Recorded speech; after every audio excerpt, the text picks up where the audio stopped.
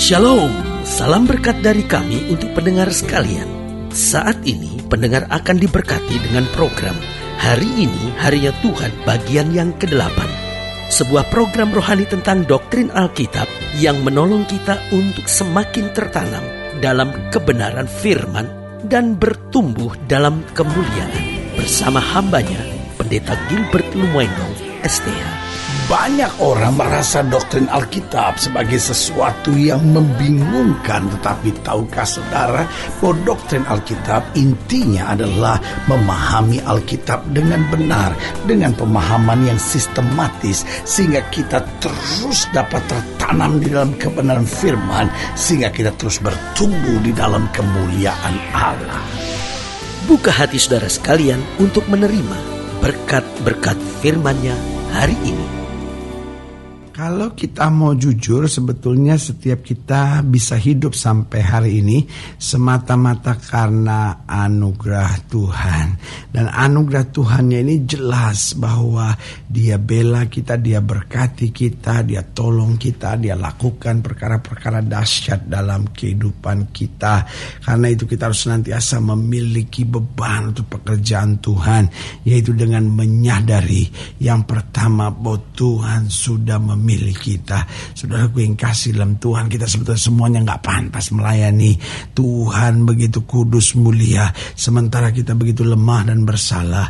Saudaraku yang kasih dalam Tuhan, tetapi sebagai hamba Allah, kembali saya mau ingatkan, Tuhan sudah memilih kita. Artinya apa Tuhan memilih kita? Dia sudah ampuni dosa kita, Dia sudah berikan kekuatan bagi kita, Dia sudah perlengkapi kita dengan kemuliaannya, sehingga tidak ada alasan lagi untuk kita setengah-setengah. Tapi mari kita memiliki beban untuk pekerjaan Tuhan. Kenapa? Karena kita sudah dipilih Tuhan. Haleluya. Yang kedua, saya pelajari bahwa kita harus punya beban untuk pekerjaan Tuhan. Kenapa? Karena kita perlu menyadari bahwa tanggung jawab pelayanan sudah Tuhan percayakan kepada kita. Saudaraku yang kasih dalam Tuhan, di atas kayu salib Yesus berkata sudah selesai. Berarti segala tanggung jawab Kristus, berarti segala sesuatu yang harus Kristus kerjakan sudah Dia selesaikan di atas kayu salib. Sehingga waktu salib dikerjakan, segalanya sudah diselesaikan buat kita. Haleluya. Nah sekarang persoalannya, bagaimana dengan kita? Sudahkah kita menjalankan tanggung jawab kita? Dari pihak Allah, Allah sudah mengerjakan segala sesuatu sampai tetes darahnya penghabisan. Tetapi dari pihak kita, sudahkah kita menjalankan tanggung jawab yang Tuhan sudah percayakan, sehingga kita semakin memiliki beban untuk pekerjaan Tuhan. Yang ketiga, saya pelajari bagaimana kita memiliki beban untuk pekerjaan Tuhan, yaitu kita harus menyadari bahwa kita harus mencari jiwa-jiwa yang terhilang. Tahukah saudara, mencari dan menyelamatkan jiwa-jiwa yang terhilang itu adalah perintah Tuhan buat setiap kita. Karena itu mari kita menjadi orang percaya, bukan hanya berkata terima kasih Tuhan saya sudah diberkati, terima kasih Tuhan saya sudah diselamatkan, tapi biar kita semua menjadi orang-orang yang senantiasa berkata, Tuhan aku mau mencari jiwa-jiwa yang terhilang. Seperti yang Alkitab katakan, ada 100 ekor domba, dia tinggalkan 99 di tempat yang aman, dia mencari yang satu. Mentality seperti itu yang harus ada dalam hati kita, bahwa kita bukan hanya sadar bahwa Tuhan sudah memilih kita. Kita bukan hanya sekedar sadar bahwa tanggung jawab pelayanan Tuhan sudah percayakan kepada kita, tetapi kita juga harus sadar bahwa kita harus mencari jiwa-jiwa yang terhilang. Karena kita berkata, satu orang bertobat, seluruh isi surga bertempik sorak. Haleluya. Dan yang keempat, saya pelajari bahwa kita harus memiliki beban untuk pekerjaan Tuhan, yaitu dengan menyadari bahwa kita harus membuat pekerjaan Tuhan selalu bertumbuh dan berkembang. Artinya apa? Tuhan bukan hanya sekedar kita, oh ya saya melayani Tuhan, puji Tuhan, tidak. Tapi harus punya target. Karena kita sudah bilang kalau kita setia dalam perkara kecil, Tuhan berkati kita dalam tanggung jawab yang lebih besar lagi. Artinya apa? Kalau kita mengerjakan pekerjaan Tuhan dengan selalu melakukan yang terbaik, lalu kita tahu bahwa itu tanggung jawabnya untuk memperkembangkan pekerjaan Tuhan. Saudara gue yang kasih dalam Tuhan, saya percaya betul beban pekerjaan Tuhan makin kuat. kuat dan hidup kita makin menjadi berkat. Haleluya. Saudaraku yang kasih dalam Tuhan, selamat datang dalam program kita hari ini, harinya Tuhan. Sebuah program rohani yang kembali mengingatkan kepada kita betapa pentingnya kita menjadikan firman Tuhan sebagai dasar keseharian hidup kita. Karena selama kita jadikan firman Tuhan sebagai dasar keseharian hidup kita, langkah-langkah ke depan kita penuh dengan kepastian, kemenangan, berkat, mujizat, dan perkara-perkara besar. Haleluya. Dan di dalam program ini kita sedang membahas tentang memiliki beban untuk pekerjaan Tuhan. Dan saya terlalu percaya tidak ada kebahagiaan yang lebih besar daripada kita boleh melayani Tuhan, bahkan punya beban supaya jiwa-jiwa dapat diselamatkan. Haleluya. Nah, hari ini kita masuk pada buku yaitu Nehemia. Setelah Esra kita masuk pada Nehemia pasal 1. Nehemia pasal 1 ayat pertama sampai ayatnya yang ke-11, di mana perlu kita ketahui terlebih dahulu bahwa kitab Nehemia ini ditulis oleh seorang yang bernama Nehemia, dan Nehemia ini adalah rekan kerja dari Esra dalam membawa pulang bangsa Israel kembali dari pembuangan di Babel.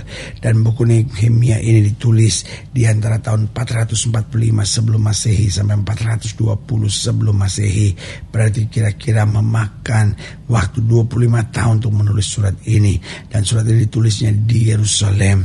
Dan inti berita ini luar biasa, bahwa inti berita dari surat ini adalah pembangunan kembali tembok Yerusalem yang menantang setiap orang percaya untuk berani melepaskan segala kenyamanan kita agar kita dapat meluaskan pekerjaan Tuhan, menyelamatkan jiwa-jiwa dan menjadi berkat dimanapun Tuhan tempatkan. Haleluya. Dan dalam program ini kita sedang membahas tentang memiliki beban untuk pekerjaan Tuhan. Nah, saudaraku yang kasih dalam Tuhan, dalam Nehemia pasal 1, dalam Nehemia 1 ayat yang pertama sampai ayat yang ke-11, demikian firman Tuhan di bawah judul perikop doa Nehemia bagi orang Israel. Riwayat Nehemia bin Hakhalia, pada bulan Kislew tahun ke-20 ketika aku ada di Puri Susan, datanglah Hanani salah seorang dari saudara-saudaraku dengan beberapa orang dari Yehuda. Aku menanyakan mereka tentang orang-orang Yahudi yang terluput, yang terhindar dari penawanan, dan tentang Yerusalem. Kata mereka kepadaku, orang-orang yang masih tinggal di daerah sana yang terhindar dari penawanan ada dalam kesukaran besar dan dalam keadaan tercela.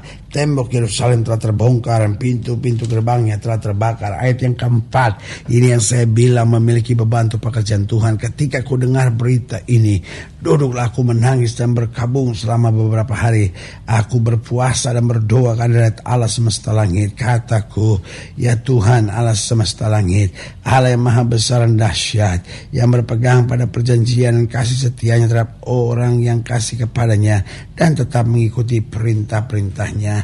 Berilah telingamu dan bukalah matamu dan dengarkanlah doa hambamu yang sekarang kupanjatkan kehadiratmu siang dan malam bagi orang Israel hamba-hambamu itu, dengan mengaku segala dosa yang kami orang Israel telah lakukan terhadapmu. Juga aku dan kaum keluargaku telah berbuat dosa. Kami telah sangat bersalah terhadapmu dan tidak mengikuti perintah-perintah, ketetapan-ketetapan dan peraturan-peraturan yang telah kau perintahkan kepada Musa hambamu itu.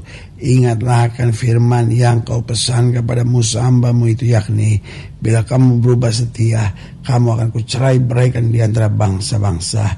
Tetapi bila kamu berbalik kepadaku dan tetap mengikuti perintah-perintahku serta melakukannya, maka sekalipun orang-orang buanganmu ada di ujung langit, akan kukumpulkan mereka kembali dan kubawa ke tempat yang telah kupilih untuk membuat namaku diam di sana.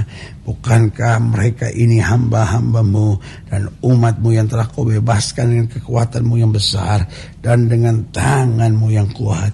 Ya Tuhan, berilah telinga kepada doa hambamu ini dan kepada doa hamba-hambamu yang rela takut akan namamu.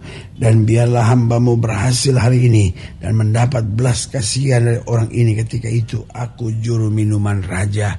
Nah, saudaraku yang kasih dalam Tuhan, dari ayat-ayat bacaan ini kita melihat bagaimana Nehemia seorang yang memiliki beban untuk pekerjaan Tuhan. Dan cirinya jelas, seorang yang memiliki beban untuk pekerjaan Tuhan, yang pertama tidak hitung-hitungan dengan Tuhan. Tidak tunggu orang datang minta sumbangan dulu baru berbuat sesuatu, tetapi dia punya hal-hal yang baik untuk berkata, Tuhan, hidup saya ini hanya karena Tuhan. Karena aku gak mau hitung-hitungan sama Tuhan. Apapun yang Tuhan inginkan, Tuhan berhak untuk mendapat segalanya. Jadi ciri seorang yang memiliki beban untuk pekerjaan Tuhan, Jangan hitung-hitungan dengan Tuhan, karena Tuhan juga gak pernah hitung-hitungan dengan kita. Haleluya. Yang kedua, ciri dari seorang yang memiliki beban untuk pekerjaan Tuhan adalah siap korban. Saudaraku yang kasih dalam Tuhan, banyak orang kenapa tidak mau lebih jauh punya beban untuk pekerjaan Tuhan? Karena takut berkorban. Aduh, nanti kalau saya usul, jangan-jangan saya lagi yang mesti keluar dana. Aduh, enggak deh. Itu yang saya bilang, seringkali kita menjadi orang yang begitu pelit, tidak siap berkorban, padahal kita tahu bahwa Tuhan sudah berbuat begitu dahsyat buat hidup kita. Lalu yang ketiga, ciri seorang yang memiliki beban untuk pelayanan, selalu mau lakukan yang terbaik bagi Tuhan. Hidup ini kan gak perlu sempurna, yang penting lakukan yang terbaik, dan dengan kita melakukan yang terbaik, anugerah Tuhan akan tercurah luar biasa. Haleluya. Dan yang keempat, ciri seorang yang memiliki beban bukan hanya tidak hitung-hitungan dengan Tuhan, bukan hanya siap korban, bukan hanya selalu mau lakukan yang terbaik bagi Tuhan, tetapi yang keempat, ciri seorang yang memiliki beban untuk pekerjaan Tuhan, kita harus selalu memiliki kepekaan pada kehendak Allah. Ini penting sekali, sehingga kita pekakan suara Tuhan, kita mengerti rancangan Tuhan, dan kita senantiasa berjalan jalan-jalannya saja. Haleluya. Nah, saudaraku yang kasih dalam Tuhan, kalau sudah ingin dilayani lebih jauh, hubungi kami melalui telepon, hubungi kami melalui surat, kunjungi website kami. Karena kami ada untuk membawa Bapak Ibu Saudara senantiasa lebih dekat pada Tuhan dan mengalami kasih kuasa mujizat yang luar biasa. Haleluya. Secara khusus melalui program ini juga, saya mau berdoa buat setiap saudara yang sakit, setiap saudara yang berbeban berat, karena saya percaya bahwa bagi Allah tidak perkara yang mustahil. Nah, saudara yang didoakan secara khusus boleh taruh tangan kanan saudara di dada, dan kita akan berdoa. Mari kita berdoa. Bapa, dalam nama Yesus, sama doa buat yang sakit, sama doa buat yang berbeban berat, sama doa untuk setiap mereka sedang menghadapi masa-masa yang sukar, karena Bapa percaya bahwa bagi Allah tidak perkara yang mustahil. Bapa berdoa di dalam nama Yesus, Tuhan jamah yang sakit Tuhan sembuhkan, yang lemah Tuhan kuatkan, yang susah Tuhan hiburkan, yang jatuh Tuhan angkat, sehingga hari-hari yang penuh kemenangan boleh berlaku. Bahkan secara khusus mereka yang taruh tangan kanan yang di dada, karena mungkin selama ini tidak pernah ada beban untuk pekerjaan Tuhan. Hamba doa di dalam nama Yesus, Tuhan jamah, sehingga kasih karunia, anugerah dan kuasa Tuhan yang sempurna boleh terjadi. Di dalam nama Yesus kami berdoa. Haleluya. Amin. Saudaraku yang kasih dalam Tuhan, kita sudah berdoa. Ingat, Allah tidak pernah lalai menepati janjinya. Inilah saatnya buat kita untuk bangkit bersemangat, bersuka cita dalam menghadapi segala perkara, karena kita tahu Yesus hidup, Yesus berkuasa, dan selalu mengerjakan yang terbaik buat anak-anaknya. Doa saya menyertai saudara. Sampai berjumpa pada program berikut, dan jangan lupa jadikan hari ini harinya Tuhan. Haleluya.